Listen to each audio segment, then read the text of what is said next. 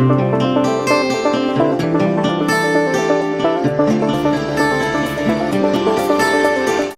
Students, very good morning to all of you. YouTube channel rapid math से मैं राहुल कुमार आप लोगों का स्वागत करता हूं। आज हम लोग क्लास 10th के चैप्टर रियल नंबर के बारे में पढ़ेंगे। तो सबसे पहले हम रियल नंबर की बात करें तो रियल नंबर जनरली होता क्या है। तो पिछले क्लास में हम जबकि पढ़ चुके हैं रियल नंबर जनरली रेशनल और इरेशनल और इरेशनल नंबर के ग्रुप्स को ही हम लोग रियल नंबर कहते थे। अब हम क्लास 10th की बात करें तो क्लास 10th में रियल नंबर चैप्टर को पढ़ने से पहले कुछ इस चैप्टर से रिलेटेड बेसिक्स को देखते हैं। तो इसमें सबसे पहले हमारा टर्म आता है लेमा। जनरली लेमा क्या होता है? तो मैथमेटिक्स में लेमा जो होता है वो हमारा प्रूवन स्टेटमेंट होता है। डेट मीन्स उस प्रूवन स्टेटमेंट को यूज करके हम और भी दूसरे प्रॉब्लम्स को या तो फिर और भी दूसरे थ्योरम को हम आसानी से प्रूफ कर सकते हैं। और जनरली लेमा जो स्टेटमेंट होता है इसे कोई प्रूफ करने का जरूरत नहीं होता है। और लेमा के बाद अगर हम नेक्स्ट टॉपिक को देखें तो हमारा आता है एल्गोरिथम। ये जनरली एल्गोरिथम क्या होता है? तो किसी भी प्रॉब्लम को जब हम किसी भी प्रॉब्लम को सोल्व करते हैं तो जो हम स्टेप्स को अपनाते हैं उन्हीं स्टेप्स को एल्गोरिथम कहते हैं। इस चैप्टर में हमें यूक्लिड डिवीजन लेमा पढ़ना है, यूक्लिड डिवीजन एल्गोरिथम पढ़ना है। स्टूडेंट्स सबसे पहले हम यूक्लिड डिवीजन लेमा को देखते हैं। तो लेमा का मतलब अभी हम समझा चुके प्रूवन स्टेटमेंट होता है। दैट मींस इसे प्रूफ करना कोई जरूरत नहीं होता है, बल्कि इस स्टेटमेंट को यूज करते हुए हम और भी क्वेश्चंस को सोल्व करते हैं। और division, Euclid division that means एक ऐसा प्रूवन स्टेटमेंट जो हमारा डिवीजन से रिलेटेड हो, डिवाइड से रिलेटेड हो, उसी को हम लोग यूक्लिड डिवीजन लेमा बोलेंगे। तो दैट मींस अगर डिवीजन रूल्स की हम बात करें तो हम लोग पढ़ चुके हैं dividend is equal to divisor into quotient plus reminder. और वही यहाँ पर जो हमारा बनकर के आता है ये हमारा डिवीजन लेमा का फॉर्म आ जाता है। दैट मींस यहाँ पर हम b कोई नंबर ले रहे हैं, इस b नंबर में अगर हम a से डिवाइड करते हैं तो क्वोशिएंट हमारा q आता है और रिमाइंडर हमारा r आता है। तो यूक्लिड डिवीजन लेमा के अनुसार चले तो हमारा b is equal to aq plus r, b is equal to aq plus r। That means dividend is equal to divisor into quotient plus reminder. इसे हम लोग बेसिक क्लास से ही पढ़ते आ रहे हैं। इस स्टेटमेंट को हम लोग बेसिक क्लास से ही पढ़ते आ रहे हैं, बस ये आज जो है कुछ स्टैंडर्ड फॉर्म में हम इसको देख रहे हैं। तो यहाँ पर r का जो वैल्यू होता है वो क्या होता है? r का जो वैल्यू होगा स्टूडेंट्स ये या तो आपका बड़ा होगा या बराबर होगा 0 के, या तो फिर छोटा होगा a से। ये हमारा r के बीच में रिलेशन आता है। दैट मींस r का जो वैल्यू होगा वो हमेशा 0 से बड़ा होगा, 0 से बड़ा होगा या तो फिर 0 के बराबर होगा, या तो फिर हम कह सकते हैं r का जब भी वैल्यू होगा तो हमारा डिवाइजर जो होगा उससे छोटा ही होगा। स्टूडेंट्स अब हम देखते हैं यूक्लिड डिवीजन एल्गोरिथम को यूज करते हुए हम किन्हीं भी दो नंबर का HCF कैसे निकालते हैं। तो सबसे पहले हम एग्जांपल लेते हैं। हमारा दो नंबर दिया हुआ है 135 एंड 255। जनरली हम जो पहले HCF निकाला करते थे वो लॉन्ग डिवीजन मेथड से निकाला करते थे, या तो फिर कहें हम प्राइम फैक्टराइजेशन मेथड से निकाला करते थे। अगर हम इसी प्रॉब्लम को लॉन्ग डिवीजन मेथड से निकालना चाहते थे तो कैसे बनाते थे?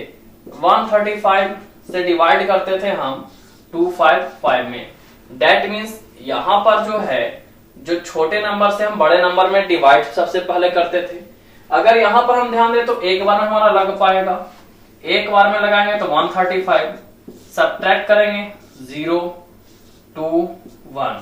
फिर अगर डिवाइड लगाना चाहें तो ये डिवाइजर जो होता था हमारा डिविडेंड का फॉर्म बन जाता था, और रिमाइंडर जो होता था वह हमारा डिवाइजर का फॉर्म में आता था।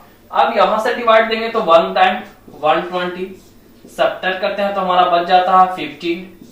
अब यहां से डिवाइड देंगे 8 बार में हमारा रिमाइंडर 0 आ रहा है। दैट मीन्स हम लॉन्ग डिवीजन मेथड से बात करें तो इस वे में हम डिवाइड देते थे जब तक कि हमारा रिमाइंडर 0 नहीं आता था, और जैसे ही रिमाइंडर 0 आ जाता है हम कह सकते हैं कि ये जो डिवाइजर होगा हमारा ये दोनों नंबर का HCF होगा। हम इसी प्रोसेस को यहां पर कुछ अलग ढंग से लिखेंगे और यही जो होगा हमारा यूक्लिड डिवीजन लेमा को यूज करते हुए दोनों नंबर का HCF होगा। तो यहां पर अगर हम बात करें स्टूडेंट्स तो 255 जो है ये हमारा ग्रेटर है 135 से, ये ग्रेटर है, तो हम कह सकते हैं कि डिवाइड जो देंगे वो 135 से देंगे 255 में। अब हम अगर बात करें तो यहाँ पर जो बड़ा नंबर है इस नंबर को हम लिख सकते हैं, यानी कि 255 को लिख सकते हैं इसके मल्टीपल के फॉर्म में। इसके मल्टीपल के फॉर्म में कैसे लिख सकते हैं, तो अगर हम इस स्टेटमेंट की यहां से अगर हम बात करें तो ये जो होता है 255 होता है, ये 255 को हम लिख सकते हैं 135 इंटू 1 प्लस में reminder, that means 135 into 1 plus 120, यानी कि 255 को हम लिख सकते हैं 135 इंटू 1 प्लस में हमारा 120। अगर यहां पर रिमाइंडर 0 नहीं आया है तो हम फिर से यूक्लिड डिवीजन लेमा को यूज करेंगे। अब यूक्लिड डिवीजन लेमा को यूज करेंगे तो ये जो नंबर होगा ये हमारा बन जाता है डिविडेंड, ये जो नंबर है ये हमारा डिविडेंड बन जाता है, और हमारा डिवाइजर जो बन जाता है ये 120। दैट मीन्स इस नंबर को हम इसके मल्टीपल के फॉर्म में लिखेंगे, और इसके मल्टीपल के फॉर्म में लिखेंगे तो हम लिख सकते हैं 120 इंटू 1 प्लस में हमारा आ जाएगा 15। दैट मीन्स यहां से हम समझ सकते हैं, यहां पर आप ऐसे देख सकते हैं 135 को हम लिख सकते हैं 120 इंटू 1 प्लस में 15, ये हमारा वैल्यू आएगा। अभी भी हमारा रिमाइंडर 0 नहीं आ रहा है, तो रिमाइंडर 0 नहीं आ रहा था हम फिर से क्या करेंगे भाई, तो यूक्लिड डिवीजन लेमा को अप्लाई करेंगे, और जब यूक्लिड डिवीजन लेमा को फिर से अप्लाई करेंगे तो 120 अब हमारा क्या होगा, डिविडेंड हो जाएगा। अब 120 को हम 50 के मल्टीपल में लिखेंगे, तो इसको लिख सकते हैं 15 इंटू 8 प्लस में 0। दैट मीन्स हम यहां से देख सकते हैं ये लास्ट स्टेटमेंट हमारा है 120 को हम लिख सकते हैं 15 इंटू 8 प्लस 0, 15 इंटू 8 प्लस 0। जैसे ही हमारा रिमाइंडर 0 आ जाएगा तो हम कह सकते हैं hence HCF of 135 and 255 that is equal to 15। दैट मीन्स हम कह सकते हैं कि इन दोनों का HCF जो होगा वह हमारा 15 होगा। स्टूडेंट्स अब हम इस चैप्टर से रिलेटेड एक फॉर्मूले को देखते हैं जिस पर हमारे एक्सरसाइज में कुछ क्वेश्चन दिए होते हैं। ये फॉर्मूला जनरली दो नंबर A और B के बीच में दिखाया गया है। A और B कोई हमारा दो नंबर है, A और B हमारा कोई दो नंबर है, इन दोनों का एलसीएम अगर हम निकालते हैं तो LCM of A and B, और इन्हीं दो नंबर के HCF that means HCF of A and B, यानी कि एलसीएम A और B के एलसीएम और A और B के HCF का जो प्रोडक्ट होगा वो जनरली दोनों नंबर के product that means A into B के बराबर होता है, ऐसा होता है। और इस फॉर्मूला से रिलेटेड बहुत क्वेश्चन आते हैं जिनमें हमारा कभी एलसीएम दिया हुआ होता है तो HCF निकालना होता है, कभी HCF दिया हुआ है तो एलसीएम निकालना होता है, चाहे तो एलसीएम HCF दिया हुआ है तो दोनों नंबर का प्रोडक्ट निकालना होता है। तो इस तरह से हम इस फॉर्मूला का यूज करते हुए उन सारे क्वेश्चंस को बहुत ही आसानी से सोल्व कर सकते हैं। जैसे कि एक एग्जांपल अभी हम देखते हैं मेरे स्टूडेंट्स, अभी थोड़ा देर पहले हम लोग ये अप्लाई किए थे कि 135 और 255 ये जो दो नंबर था इनका जो हमारा HCF आ रहा था, इन दोनों का जो HCF आ रहा था HCF of 135 and 255 that is equal to हमारा 15 आ रहा था। तो यहां से अगर हमारा एलसीएम निकालने के लिए दे देता है कि अब हमें इन दोनों नंबर का एलसीएम निकालना है तो कैसे निकालेंगे, तो आराम से इस फॉर्मूला में हम रख करके एलसीएम का वैल्यू निकाल सकते हैं। जैसे कि हम लिखेंगे LCM of 135 and 255 into HCF of 135 and 255 that is equal to हमारा दोनों नंबर का प्रोडक्ट, that means 135 into 255। अब हम यहां से अगर निकालना चाहें तो LCM of 135 and 255 that is equal to हम लिख सकते हैं 135 into 255 और अपन में हमारा ये हो जाएगा HCF of इतना एंड इतना। तो HCF of इतना एंड इतना हमारा तो 15 दिया हुआ है, तो आराम से यहाँ पर हम 15 रख करके इसे सोल्व कर लेंगे तो हमारा इन दोनों नंबर का LCM आ जाएगा। अगर हम इसे कट करें तो कितना बार में कटेगा? 9 बार में। अगर हम करना चाहें 9 5 जा 45 का 5 कैरी 4, 9 2 जा 45 और 49 का 9 कैरी 4, 9 2 जा 18।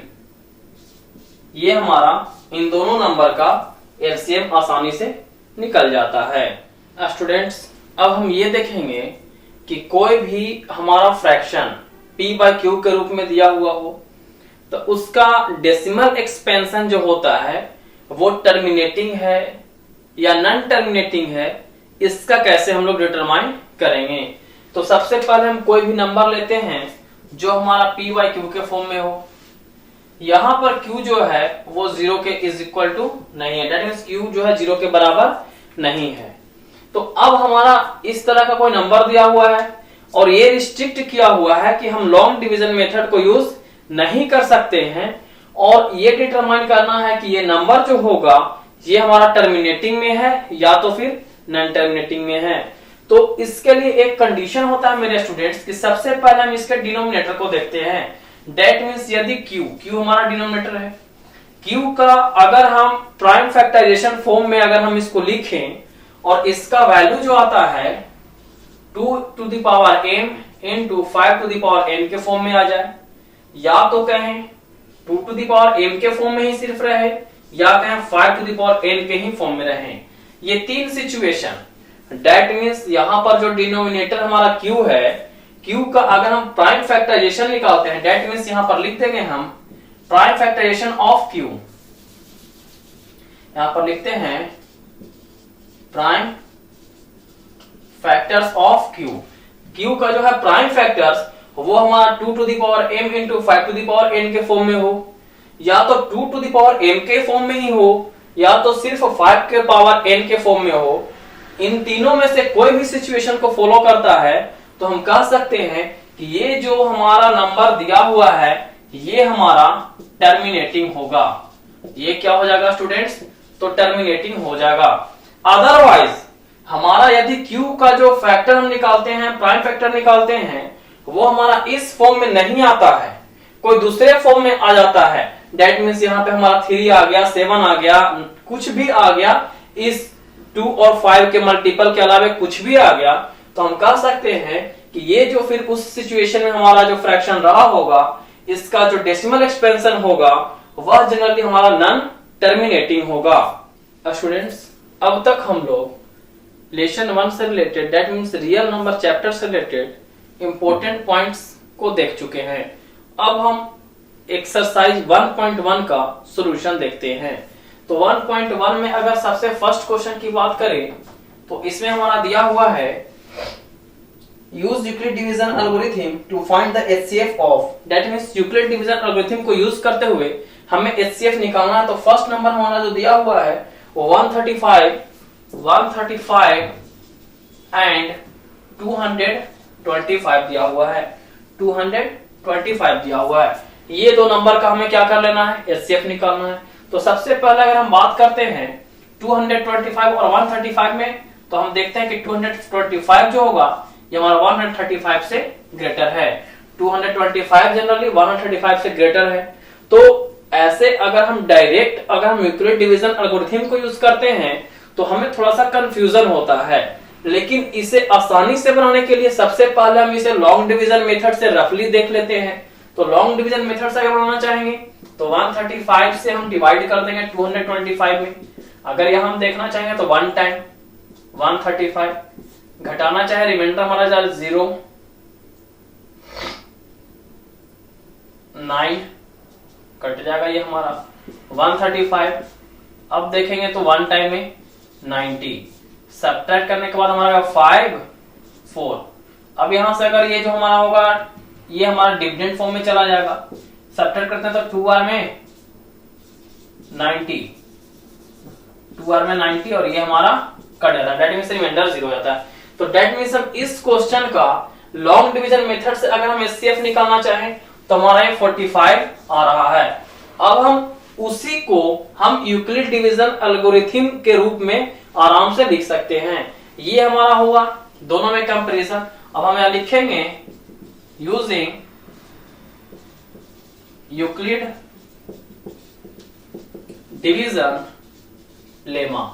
अगर हम यहां पर यूक्लिड डिवीजन लेमा को अप्लाई करते हैं तो ये जो सबसे बड़ा नंबर दोनों में है 225, इसे हम लिख सकते हैं इसके मल्टीपल में, और इसके मल्टीपल में कितना लिख सकते हैं तो अगर हम यहां पर ध्यान दें स्टूडेंट्स ये स्टेटमेंट को कि 225 को हम लिख सकते हैं 135 इंटू 1 प्लस 90, डेट मीन्स इसे हम लिख सकते हैं इसके मल्टीपल में कितना तो 135 इंटू 1 प्लस 90।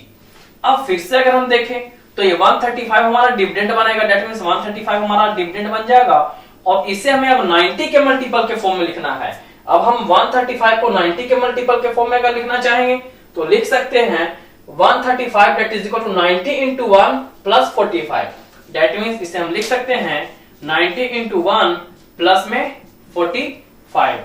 यहां पर भी हम यूक्लिड डिवीजन लेमा को अप्लाई किए हैं, ये स्टेटमेंट बार बार लिखना जरूरी नहीं है। अब हम देखेंगे अभी भी हमारा रिमाइंडर 0 नहीं आया है तो और भी आगे स्टेप्स को ले जाना होगा। तो अब हम क्या करेंगे, यहाँ 90 को हम डिविडेंड के फॉर्म में लिखेंगे और 90 को हम लिखेंगे 45 के मल्टीपल में, तो that means 90 that is equal to 45 का मल्टीपल, डेट मींस 45 का देखना चाहें तो 45 टू हमारा 90 आता है, डेट मींस यहाँ पर 2 आ जाएगा और प्लस में हमारा रिमाइंडर 0 आ जाएगा, डेट मींस यहाँ पर हमारा रिमाइंडर 0 आ जा रहा है। तो हम यहां से आसानी से कह सकते हैं कि इन दोनों नंबर का जो हमारा एचसीएफ होगा वो 45 का मल्टीपल में आ रहा है, दैट मींस 45 हमारा एचसीएफ निकल जाएगा। इस हेंस हम कह सकते हैं HCF of 225 and 135 that is equal to 45। ये हमारा एक्सरसाइज का फर्स्ट का सॉल्यूशन हुआ। अब हम इसी में सेकंड क्वेश्चन को देखते हैं। यहां पर अगर हम कंपैरिजन करें मेरे स्टूडेंट्स तो 38220 जो है वो 196 से बड़ा है। अब हम यहां पर अगर लॉन्ग डिवीजन मेथड से यहां पर चेक करना चाहें तो 196 38220 यहां से अगर अप्लाई करते तो 1 टाइम 196 सब्ट्रैक्ट करते हैं तो 6, ये हमारा आ जाएगा 8 और यहां पर भी हमारा 8 रहा होगा। अगर हम यहां से देखें तो 2 हमारा आता है। अब यहां पर अप्लाई करना चाहें तो ये हमारा 9 टाइम्स में लग सकता है। 9 से अगर 9 6 54 कैरी कितना 5, 9 9 जा 81 81 5 86 का 6 कैरी 8, 9 1 जा 9 और 8 17। अब यहाँ पे सब्ट्रैक्ट करना चाहें ये हमारा 8 आ रहा है, यहां से तो 9 आ रहा है, ये हमारा 98। अब यहां पर ध्यान दें तो हमारा 0 नीचे आएगा 980 आ जाएगा। अब हम इससे अगर ध्यान दें तो 5 टाइम्स में 5 6 30 98, ये हमारा जो होता है रिमाइंडर 0 आ जाता है। डेट मींस यहां पर जो हो रहा है हमारा लॉन्ग डिवीजन मेथड से ही हमारा रिमाइंडर 0 आ गया। डेट मींस अगर हम इन दोनों का एचसीएफ की बात करें तो ये नंबर ही इसे रिमाइंडर 0 ला रहा है, डेट मींस ये नंबर ही जो होगा वो इन दोनों का एचसीएफ होगा। यहां पर हम लिख सकते हैं यूजिंग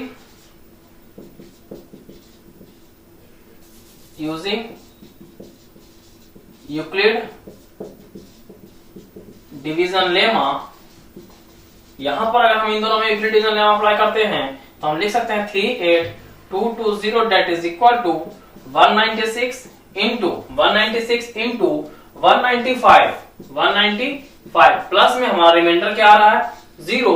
यहां पर ही हमारा रिमाइंडर 0 आ गया, यहीं पर हमारा रिमाइंडर 0 आ गया, और जब रिमाइंडर 0 यहीं पर आ गया हम कह सकते हैं hence HCF of 38220 and 196 that is equal to हमारा 195।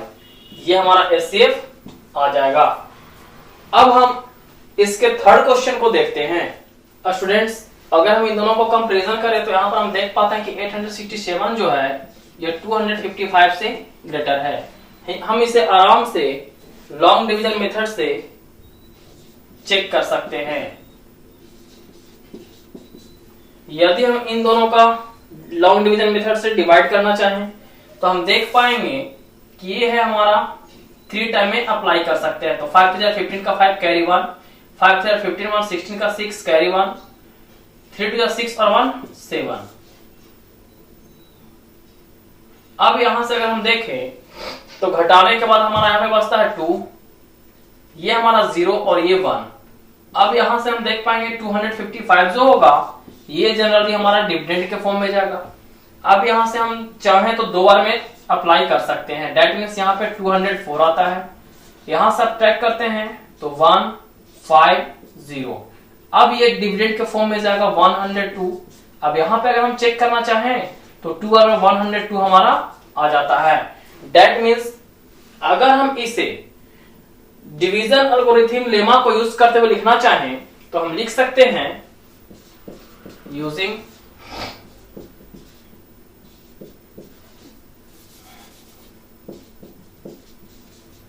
यूक्लिड डिवीजन लेमा हम क्या लिख सकते हैं तो 867 that is equal to 867 that is equal to 255 into 3 255 into 3 plus हमारा क्या हो जाएगा 102। अब हम 255 को डिविडेंड बनाएंगे और हम इसे 102 के मल्टीपल के फॉर्म में लिखेंगे। That means 255 that is equal to 102 into 2 plus 51 102 into 2 plus 51। अब हम 102 को डिविडेंड का फॉर्म लाएंगे और इसे 51 के मल्टीपल में लिखते हैं तो 102 that is equal to 51 into 2 plus remainder that means 51 into 2 plus remainder that means 0। तो यहां से जैसे ही रिमाइंडर हमारा 0 आएगा तो हम कह सकते हैं कि इन दोनों का जो HCF होगा वह हमारा 51 होगा। हम यहां से कह सकते हैं hence HCF of 867 and 255 that is equal to 51। ये हमारा HCF आ जाएगा। अब हम इस चैप्टर में सेकंड क्वेश्चन को देखते हैं जो हमारा वर्ड प्रॉब्लम से रिलेटेड है। स्टूडेंट्स, अब हम सेकंड नंबर क्वेश्चन को देखते हैं। सेकंड नंबर क्वेश्चन हमारा कह रहा है show that any positive odd integer. कहने का मतलब कोई भी पॉजिटिव ऑड इंटीजर जो होता है हमारा फॉर्म किस फॉर्म में होता है तो 6³ + 1 होता है, 6³ + 3 होता है या तो फिर 6³ + 5 होता है, जहां पर q जो होता है वो हमारा सम इंटीजर दिया हुआ है। तो ऐसे क्वेश्चन में अगर हम इन टर्म को ध्यान से देखें, इन टर्म की बात करें और अगर ध्यान से देखते हैं तो हमें ये समझ में आएगा कि ये हमारा 6 × q + 3 दैट मींस ये जो होगा हमारा डिवाइजर होगा इनटू क्वोशिएंट प्लस रिमाइंडर के फॉर्म में। That means divisor into quotient plus reminder के फॉर्म में है। यहाँ पे divisor into quotient plus reminder के फॉर्म में है और यहाँ पर भी देखें तो divisor into quotient plus reminder के फॉर्म में है। यानी कि हम कह सकते हैं कि 6 जो है वो हमारा कोई डिवाइजर है और क्वोशिएंट हो गया और 3 जो है वो हमारा रिमाइंडर है।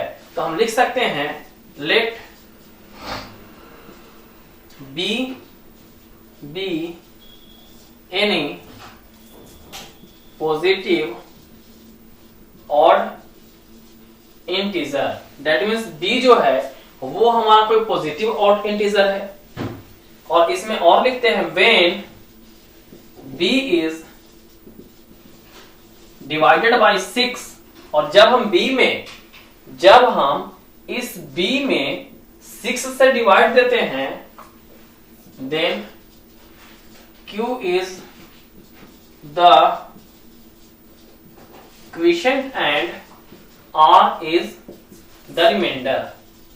तो हमारा क्या होता है यहां से समझ में आ रहा होगा कि b हमारा कोई पॉजिटिव ऑड इंटीजर है, और जब हम b में 6 से डिवाइड देते हैं, b में यदि हम 6 से डिवाइड देते हैं तो हमारा क्वोशिएंट होता है q बचता है, और रिमाइंडर जो होता है वो क्या होता है, r आता है। तो हम यहां से लिख सकते हैं यूजिंग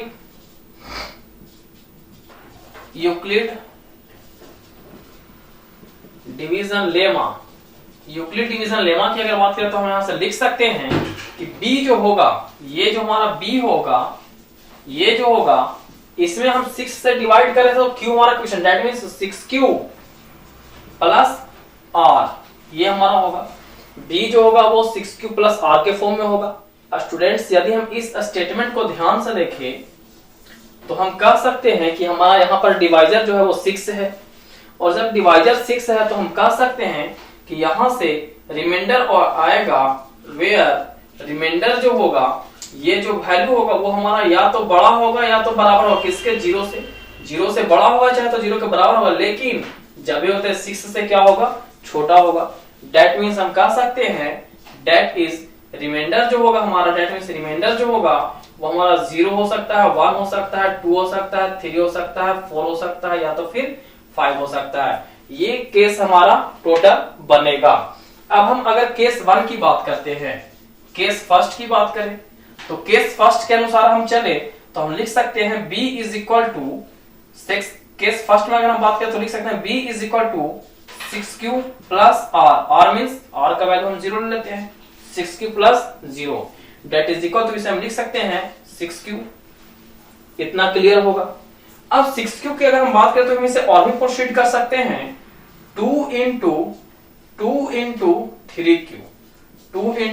3q, जहां पर 2 जो है वो हम कॉमन निकाल चुके हैं 6q में से।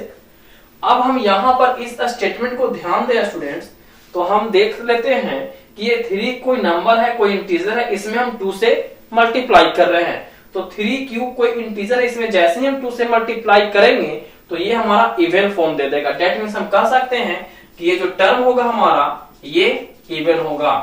दैट मींस ये इवन होगा, और हमारा क्वेश्चन में था पॉजिटिव ऑड इंटीजर, तो हम कह सकते हैं कि ये हमारा रूल्स को फॉलो नहीं कर रहा है। अब हम केस 2 को देखते हैं। केस 2, यहां पर हमारा b जो होगा वो 6q plus reminder that means क्या, यहां से हम सेकंड केस 1 ले लेते हैं, 6q प्लस 1।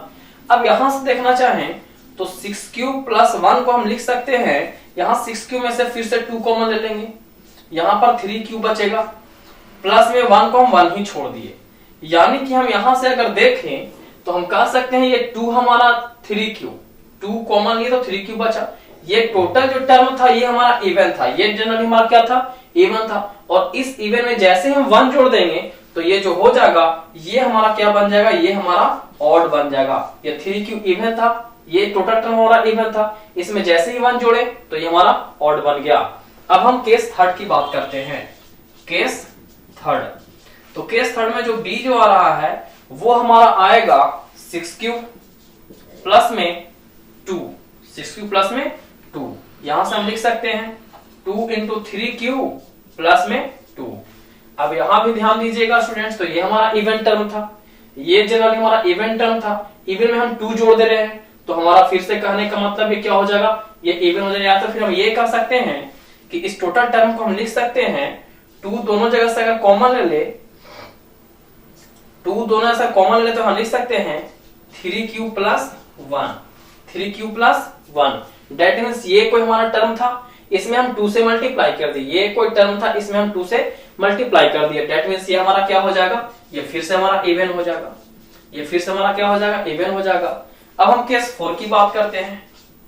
केस 4 में अगर हम चले तो केस 4 जो हमारा बन करके आएगा वो हमारा रिमाइंडर 3 लेना होगा। That means b is equal to 6q plus reminder हमारा रहेगा 3, और यहां से हम लिखे 2 इंटू 3q प्लस में 3, यानी कि अब हम समझ सकते हैं कि ये जो टर्म होगा इवन, ये जो टोटली टर्म हमारा हो रहा है इवन हो रहा है, और इवन में हम 3 जोड़ रहे हैं, दैट मींस ऑड नंबर जोड़ रहे हैं, तो हम कह सकते हैं कि यहां से जो होगा वो हमारा फिर से ऑड आएगा।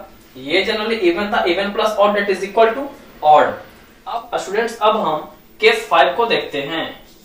तो केस 5 में हमारा हो जाएगा b is equal to 6q plus 4, 6q plus r की जगह पर 4 ले लेंगे, ये टर्म हमारा हो जाएगा 6q, यानी कि दोनों जगह से हमारा 2 कॉमन, तो 2 कॉमन ले लेंगे, ये बच जाएगा 3q यहां बचेगा, प्लस में यहां पर 2 बच रहा है, दैट मींस 2 इनटू कोई भी इंटीजर, तो कोई भी इंटीजर में जैसे हम 2 से मल्टीप्लाई करेंगे ये हमारा जो हो जाएगा, ये टर्म जो होगा ये जनरली हमारा इवन होगा। अब हम एक लास्ट केस 6 को देखते हैं। केस 6 में क्या हो जाएगा, तो केस 6 में हमारा रिमाइंडर 5 है, that means b is equal to लिख सकते हैं 6q प्लस 5, यानी कि 2 इंटू 3q प्लस में 5, और यहां से देखते हैं ये हमारा इवन टर्म प्लस में 5, that means odd, even plus odd that is equal to odd, ये हमारा क्या आ जाएगा, ऑड आ जाएगा। तो हमें अब हम इतना करने के बाद हम क्वेश्चन को थोड़ा सा ध्यान से देखते हैं। क्वेश्चन ये कर रहा था so that any positive odd integer, जो हमारा ऑड इंटीजर होता है पॉजिटिव में, उसका जो स्टैंडर्ड फॉर्म होता है वो 6q प्लस 1 होता है, 6q प्लस 3 होता है और 6q प्लस 5 होता है। अब हम इसे ध्यान से देखें, ऑड पॉजिटिव इंटीजर बताया जा रहा है स्टूडेंट्स, तो यहां पर ये जो हमारा इंटीजर्स आ रहे हैं इसमें यदि हम देखें ऑड, तो ऑड में हमारा एक ये सिचुएशन आ रहा है केस 2, केस 4 में हमारा ऑड आ रहा है और केस 6 में ऑड आ रहा है, और तीनों का जो फॉर्म हो रहा है स्टूडेंट्स वो या तो हो रहा है 6q प्लस 1, यहां से देखें तो 6q प्लस 1 आ रहा है, अगर हम केस 4 की बात करते हैं तो 6q प्लस 3, और केस 6 में अगर बात करते हैं तो 6q प्लस 5, यही तो हमारा स्टैंडर्ड फॉर्म आ रहा है पॉजिटिव ऑड इंटीजर का। तो हम लिख सकते हैं hence we can say that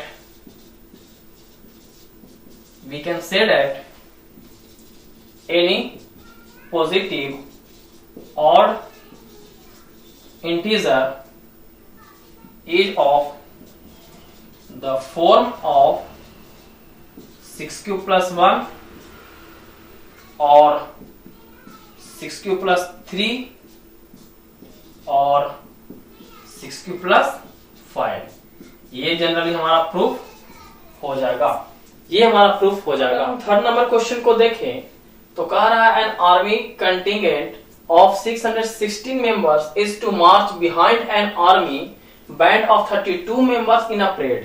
कहने का मतलब टोटल हमारे पास 616 आर्मी है और उन्हें हमें एक रो में कॉलम में अरेंज करना है जिसमें आगे के जो है वो 32 मेंबर्स हैं, 32 मेंबर्स आगे रहे होंगे, और ये बताया था 2 groups are to march in the same number of columns, और 2 ग्रुप ऐसा डिस्ट्रीब्यूट करना है कि दोनों ग्रुप में जो कॉलम का संख्या हो वो हमारा बराबर हो। तो क्वेश्चन कर what is the maximum number of columns in which they can march, तो एक ग्रुप में कितने मैक्सिमम कॉलम होंगे जिससे कि ये मार्च आसानी से कर सकता है। तो ऐसे क्वेश्चन में जैसे ही हमारा मैक्सिमम नंबर आता है, मैक्सिमम किसी भी चीज का किसी भी वैल्यू को अगर मैक्सिमम अकाउंट करना होता है तो हम उस क्वेश्चन में HCF निकालते हैं।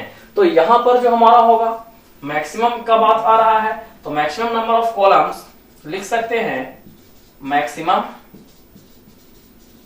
Numbers of columns is equal to हम लिख सकते हैं HCF ऑफ किसका किसका, तो ये जो हमारा 616 है और हमारा कितना दिया हुआ है 32, इन दोनों का HCF निकालेंगे। तो अगर हम बात करें 616 और 32 में तो सिंस हम लिखेंगे 616 इज ग्रेटर देन 32, इसलिए लिख सकते हैं 600। अब यहां लिखेंगे using Euclid division lemma, Euclid division lemma को अप्लाई करके हम लिख सकते हैं 616 that is equal to 32 into इसके फैक्टर को, तो सबसे पहले हम इसे लॉन्ग डिवीजन मेथड से फिर से अप्लाई कर लेंगे। 32 डिवाइडेड बाय 616 अगर हम देखें तो सबसे पहले तो ये 1 टाइम आएगा 32, सब्ट्रैक्ट करने के बाद ये हमारा आएगा 9, ये हमारा 2 आएगा, ऊपर से आता है हमारा 6, यहां देखें तो 9 बार में शायद आ जाए, 9 2 18 का 8 कैरी 1, 9 3 27 और 1 कितना 28, सब्ट्रैक्ट करते हैं तो हमारा आता है 8, ये हमारा रिमाइंडर 0 आता है, ये भी हमारा रिमाइंडर 0 आता है, दैट मींस 19 आ जाता है। अब यहां से अगर देखें 8 से डिवाइड करते हैं 32 में तो ये 8 टाइम्स में 32 हमारा रिमाइंडर 0 आया था, सॉरी अब हम देखें 8 से 32 में, तो 8 4 जा 32, हमारा रिमाइंडर 0 आ जाता है। डेट मीन्स हम इसे लिख सकते हैं 616 को 32 इंटू 19 प्लस 8, 32 इंटू 19 प्लस 8। अब हम अगर 32 को लिखना चाहें, 32 को लिखना चाहें तो हम लिख सकते हैं 8 के मल्टीपल में 8 इंटू 4 प्लस 0, यानी कि जैसे ही रिमाइंडर 0 आएगा तो हम कह सकते हैं कि ये जो 8 आएगा ये हमारा एचसीएफ आएगा। हेंस लिख सकते हैं हमारा क्या हो जाएगा, maximum number of columns,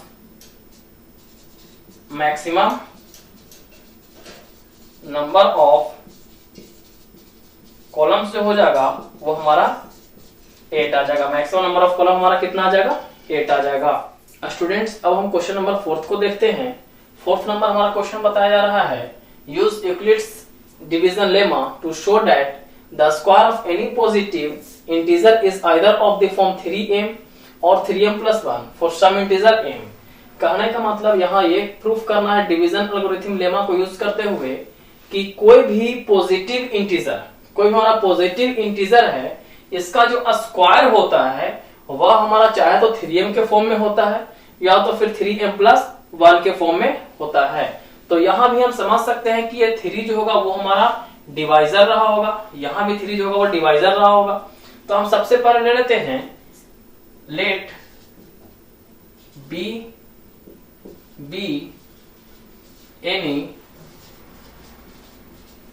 any positive integer when it is divided by 3 it gives q as quotient and r as remainder। यहां पर हम लिखे हैं कि कोई भी पॉजिटिव इंटीजर हम b मान लेते हैं और b में जब हम 3 से डिवाइड करते हैं तो हमारा q जो होता है वो क्वोशिएंट आता है। q जो है जनरली वो क्वोशिएंट आ रहा है और r जो है हमारा रिमाइंडर आ रहा है। तो हम यहां लिख सकते हैं using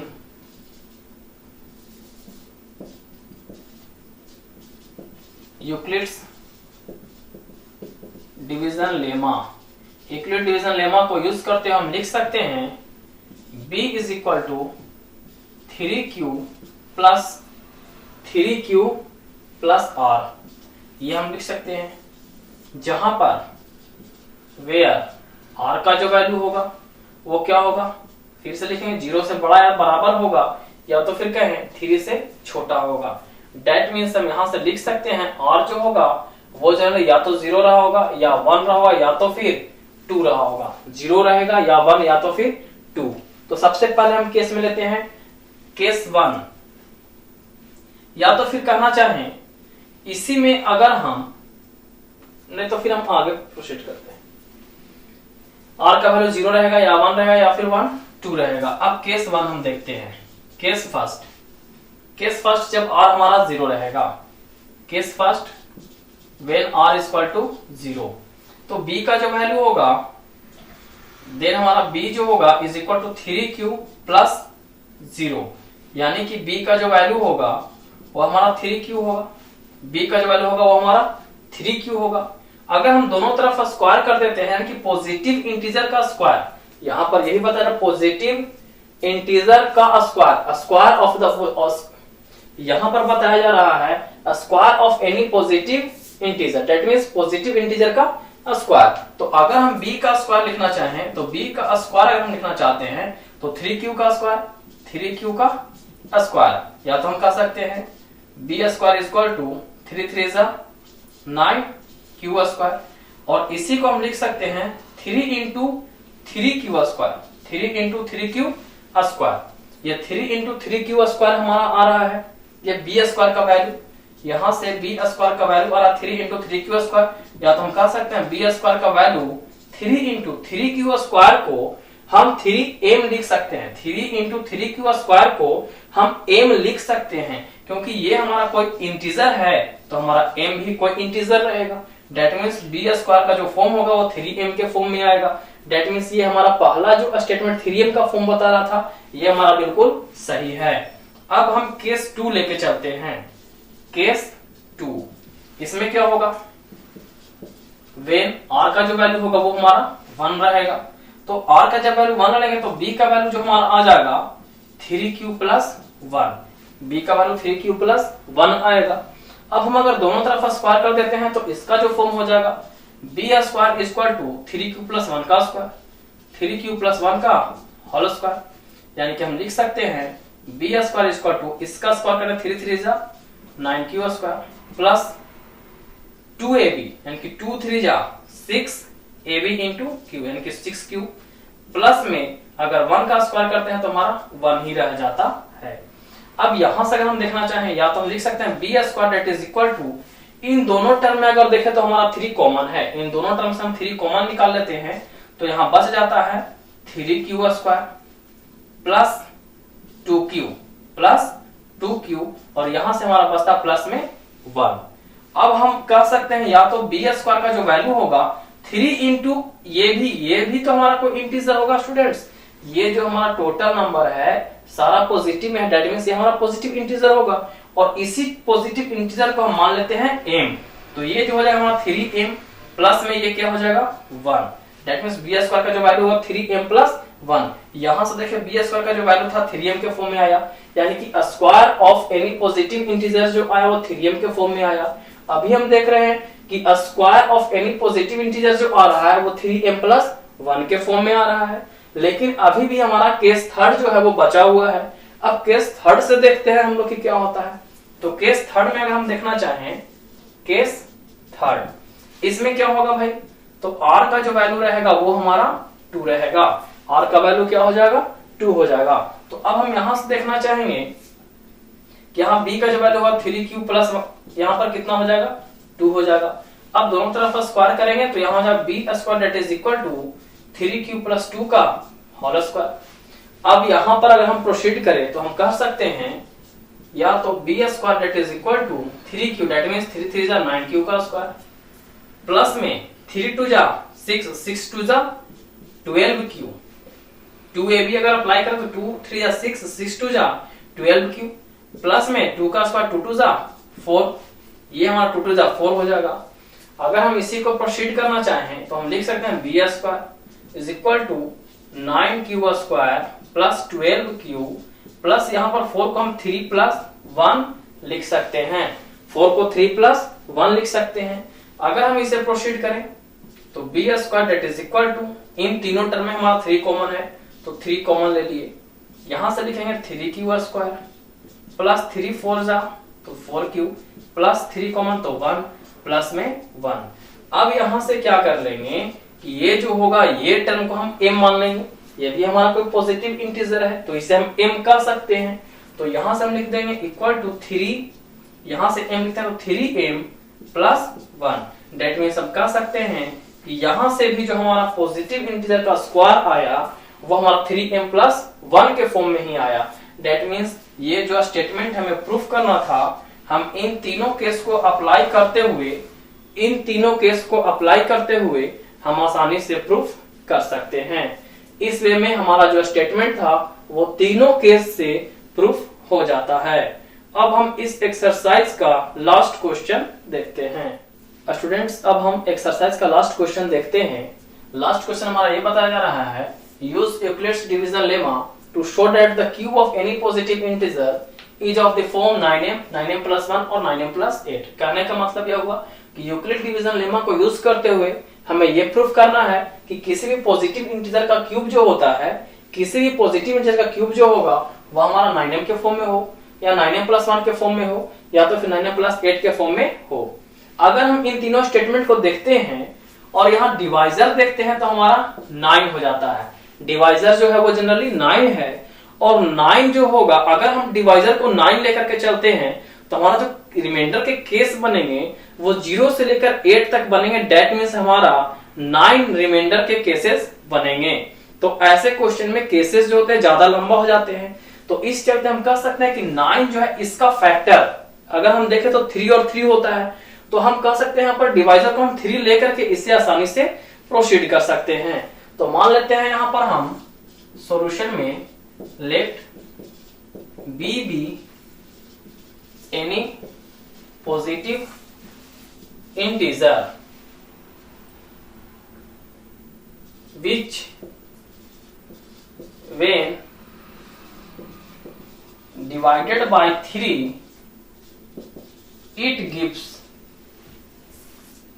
q as quotient and r as reminder. मतलब क्या हुआ, b हम कोई पॉजिटिव इंटीजर मान लिए हैं, b हमारा कोई पॉजिटिव इंटीजर है जिसमें हम अगर 3 से डिवाइड देते हैं तो हमारा क्विशेंट जो होता है वो q मिलता है और रिमाइंडर जो होता है वो हमें r मिलता है।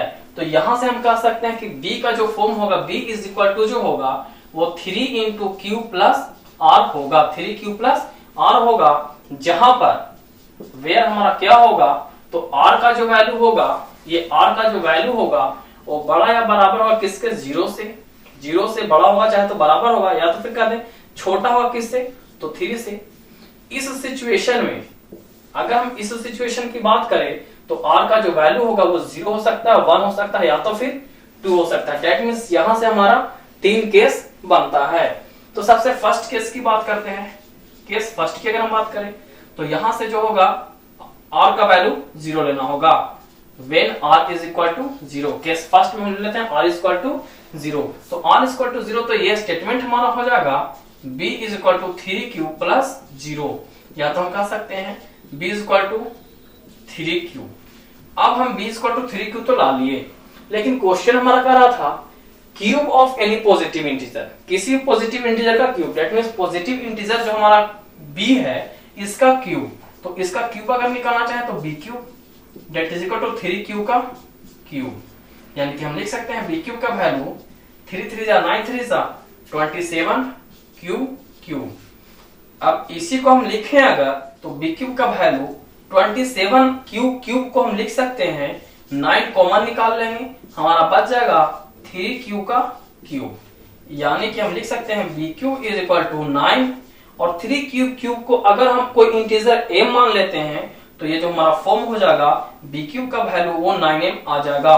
तो इस तरह से हम कह सकते हैं कि जो हमारा पहला केस था, ये जो हमारा पहला केस था 9m, ये हमारा यहां से सोल्व हो जाता है। अब हम और भी केस को देखते हैं। अगर हम सेकंड केस की बात करें, केस 2,